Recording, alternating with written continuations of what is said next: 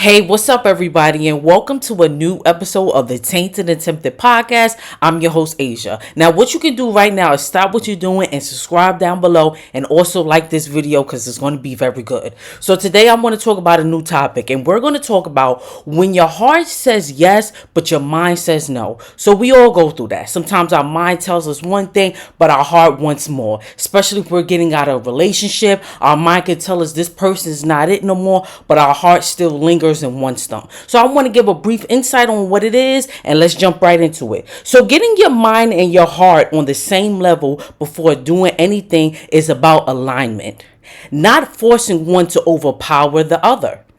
When they work together, you feel calm, confident, and decisive. You know exactly what it is you want to do. To make your heart and mind work together, think of them as a team, not opponents. When you're getting ready to do anything in life, you need your heart and you need your mind working together, not fighting each other. You need it on the same page. Your heart is how you feel, your mind is how you think. The problem is most people let one run the show, and you can't do that. If you only follow your heart, you can be impulsive. If you only follow your mind, you can miss opportunities because of fear. So here's the balance. First, pause. Ask yourself, how do I feel about this? Be honest with yourself. Then ask, does this make sense long term? Look at the facts. If it feels right and makes sense, that's alignment.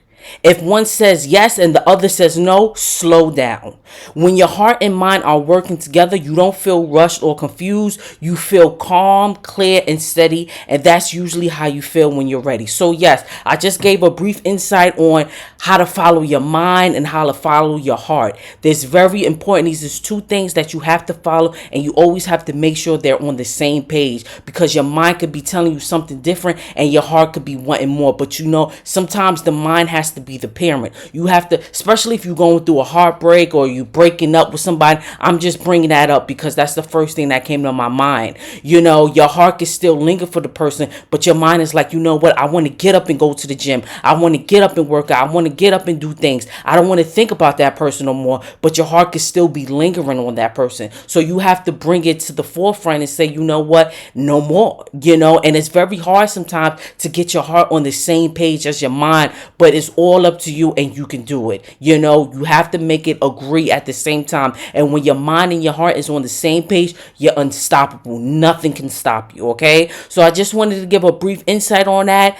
Always have your mind and heart is going to be in two different places, but try your best to make it align with you, especially when making a decision. You want to make sure your heart and your mind is aligned, because your mind gives you the focus. Your mind tells you, like, listen, this and that, and your heart is more the emotional side. It gives you feelings, it gives you longer, it gives you all these things that you have inside of you, and you have to make both of them align so you can make great decisions in this lifetime. I have that too sometimes my heart and my mind doesn't align with what I want to do, but I make sure that it aligns at the end of the day.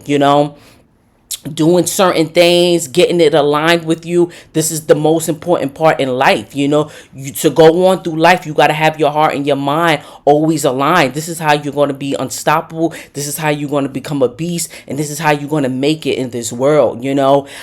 Sometimes it lingers. Sometimes my mind tells me, get up, do this, do that, and my heart is like, no, it's not going to work out, let's do this, let's do that. And I can't listen to that because my mind is telling me where it's going to end up. Where am I going to end up? It's telling me where I'm going to end up in the long run, where I'm going to end up in the forefront. It's telling me, like, get up, do this, do that, because I know what you're capable of. I know what you can do. My heart is like, giving me excuses, but my mind is not giving me excuses. It's telling me to get up. It's telling me to read that book. It's telling me to go to that gym. It's telling me to go for that walk, do that meditation. It's telling me all these things because it knows what I'm capable of, and it knows what I can do. Also, following your intuition. Your intuition tells you too. Your intuition is a gift from God. That's God talking to you, telling you to do certain things, doing different things, and it's very helpful. So I just wanted to talk about that today. I hope everyone has a great week. What you can do right now is subscribe down down below. Like, share, and follow.